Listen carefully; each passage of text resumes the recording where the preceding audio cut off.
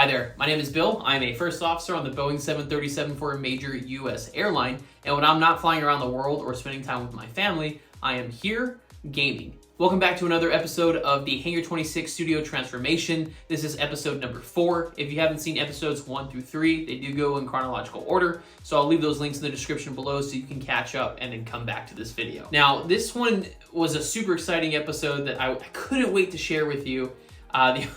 The only problem that I realized now that I was thinking about it is updating the backdrop was one of the most important things I was going to be doing, because that is what you as my viewers and followers and content subscribers will see the most, right? It's the part that you will ultimately see the biggest transition from the old setup, which looked like this, to the new setup. Now, but the problem is I'm trying to build up to a big reveal on my first stream in October, so giving away what is currently behind the camera is why we're facing the other side of the room would kind of ruin that surprise for you. That's because that's exactly what you're going to see come October. So things are going to change up a little bit. This is actually going to be episode 4, and it includes stage 4 and 5, which have to do with the tech updates, which I'll go to here in a couple seconds, but also talk a little bit about the backdrop change. So stage 4 was updating the backdrop. My wife, my lovely wife, helped me design this, and it was a eureka moment when we saw and kind of visualized what we wanted to change the backdrop to.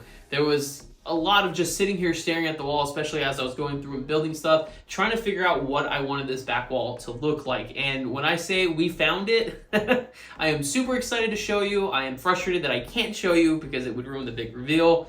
But here's some time lapses of me fixing up the wall per se, and quite literally watching paint dry before I could set up the back wall.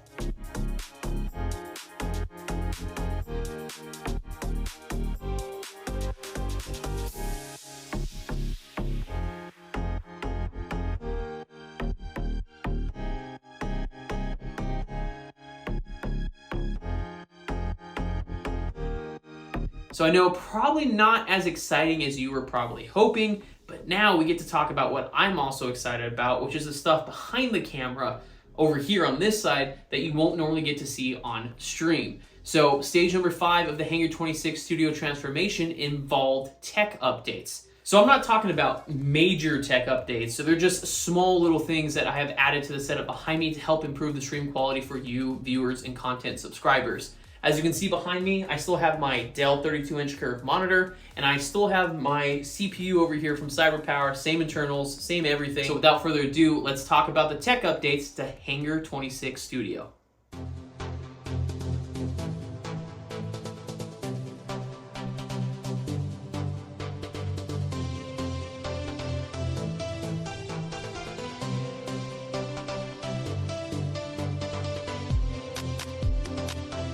Now, like I said before, there were some small updates. The major components of my computer setup are still the same. I still have my 32-inch Dell curved monitor, same exact one I had on the other one. The only difference now is that it is lifted up off the actual desk, which gives me a lot more room to add and subtract things to my setup. Same thing with the CPU, exact same. The only difference is that it is down below and it's a dedicated setup or hold down below the desk in order to keep it secure and off the floor and out of sight. So the first real big tech update I want to talk about, if you watch any of my streams, even back in 2017, you would have noticed that I was using this Snowball Ice Microphone. I've said it before, I will stand by this. This was the best purchase I've ever made, especially starting out. At the time of purchase back in 2017, it was roughly, I believe, about 50 bucks. From Best Buy, even Walmart carries them. There's a lot of different store brands that carry this type of microphone, and this is just a great all-around microphone. It's not one of the new ones where you could select the listening pattern or how it picked up sound. It was just a one-size-fit-all. I used this for my Ace podcast when it first came out back in, I believe it was 2019 or 2020 when I was making it. I've used this for gaming when I was part of DOJRP, and I was doing that as well. And I've also used this for my streaming. I've had this for, 2023. I've had this for almost 6 years. The out-of-box quality of this microphone is more than enough to get you started. And there's a lot of free software out there for you to be able to make the out-of-box sound even more professional. But that's not what this video is about. I'm just showing you the tech updates. I will have other videos out there comparing my new mic, which I'll get to in a second, and this mic as well.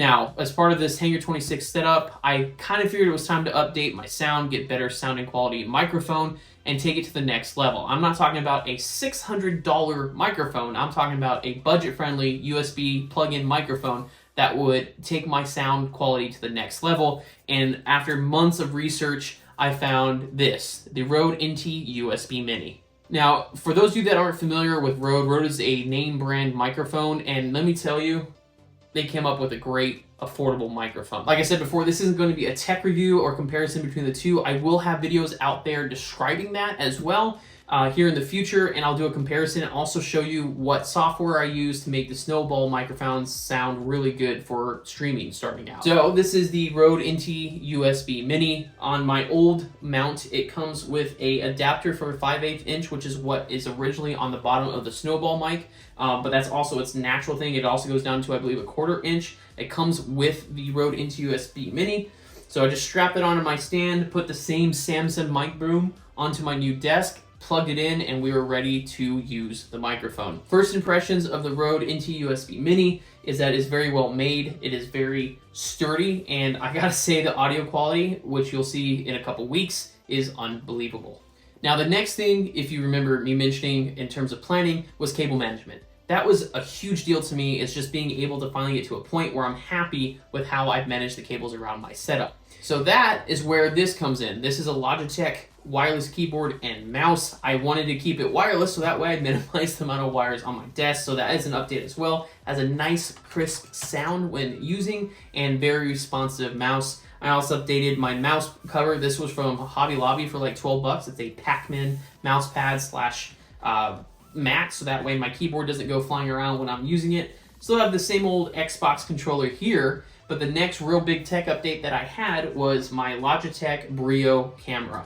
In the background, I don't know if you can see the tripod, I still have my old Logitech C920 that I was using previously, mounted up high for a second camera view during streams, especially when I'm doing stuff like American Truck Simulator, but I figured it was time to update to have the option and ability to go for 2K and 4K streaming if possible. And let me tell you, the Brio delivered.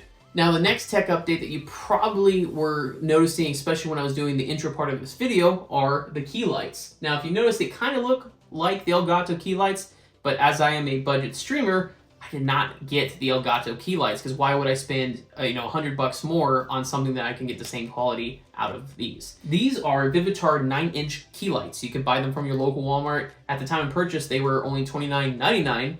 And they come with a phone stand, which I don't need, but you can have a phone stand, so you can have your own streaming setup, kind of like a ring light, but in a soft diffused white light for your streams. Now, once again, I will be reviewing these compared to my original Vivitar Pocket LED lights that I used in my original setup. Once again, that will be in other episode, reviewing the differences and comparison and contrast between the Vivitar 9-inch key light, which I have up here, compared to my old LED Pocket lights from Vivitar. So one thing that's a small tech update that I really appreciate is this Crosse technology alarm clock that I have right here. It's high contrast, easy to read. I needed some sort of time display in front of me to keep track of time, because if those of you who've watched my streams know, sometimes I lose track and then we end up doing 7-hour ATS or Microsoft Flight Simulator streams. Jeez, what the? Whoa. Oh, we're stalling and we're airborne. Why are we face up? This makes no sense. All right, going around, I guess. So right in front of me to kind of keep an idea of what's going on in terms of time. It also has a laser projection, so if I can't see the actual clock face because I'm doing something behind or away from the actual desk, I can still see what time it is. And so that is pretty much it. Like I said,